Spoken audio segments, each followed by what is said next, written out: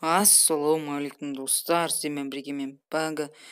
Бүгінгі видеомызда біз қазақшаның кім және де қандай адам екенін білетін боламыз. Біз үшін арайлымға ақшасын төледі, сквад туриктің ертесіне болатын болды. Соған төледік, енді беседаға кіріп оттық, енді правиласын бәрін оқыдым. Там эспортсын балдары қатысуға болмайды деген ондай нені көрген жоқпын правиласын. Үшім ертесінде енді біз турикке қатысатын уақытта ID пароль берді, біз кірдік, енді қазақша наблюдательде отты.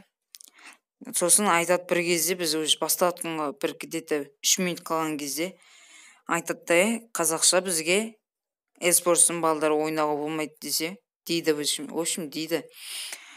Неге десем, сол дейді. Айттым енді.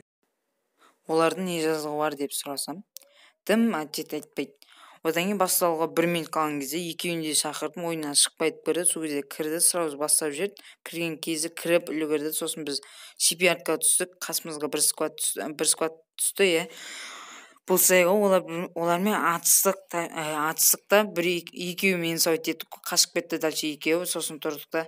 В общем, зонаға кіріп авиапосылкамен шақыруға, в общем, топ 3 алып қалдық ең соңында. Топ 2 алуға шанс бар еді. В общем, 4-те, сосын біз қуанып атсақ, топ 3 алдық дейінді. 2 матч бар алда, тұрса ойнайды деп. Сөйтіп екінші матчты енді күтіп отырып, енді бір кезде ВК-дан сообщение келеді. Полный этот сквад бан дейді да. Бір кезде арайлым неден беседаны шығарып жүреді. Не үшін шығардым десем, қазақша сөйдеп айтты шығар деген соң шығардым дейді. Білмеймін енді.